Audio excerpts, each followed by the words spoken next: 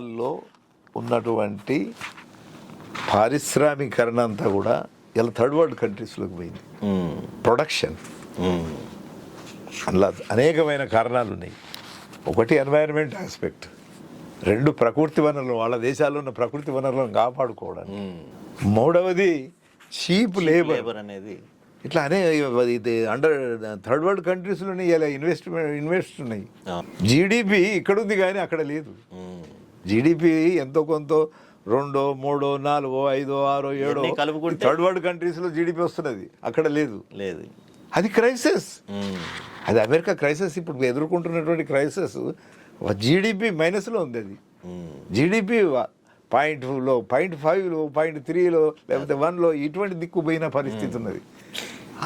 ఒక్క అమెరికానే కాదు, పెట్టుబడిదారు దేశాలన్నీ కూడా జీడిపిని ఎక్కువ ప్రొడ్యూస్ చేస్తారు. ఎందుకంటే ఒక 8-9 దేశాల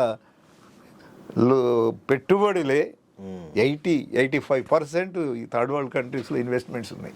అందుకొరకు ఎకానమీ ఎట్లా ఉన్నది అనేటువంటిది అన్నిటిని డిసైడ్ చేస్తుంది. అందుకొరకు మనం చూస్తే అప్పుడు ఇంత సిచ్యువేషన్ ఉందా? అప్పుడు ఇంత లేదు, ఇప్పుడు ఇంకా ఇంటెన్సిటీ ఉన్నది. WTO వాళ్ళు తీసుకొచ్చిన WTOని వాడే పాటిస్తలేడుగా, ఎగరగొట్టేసిండు. ప్రొటెక్షనిజం అమెరికా వచ్చేసింది. అందుకే ఇవన్నీ మనం ఇంపీరియలిజం మీద సరైన అంచనా ఉండాలి.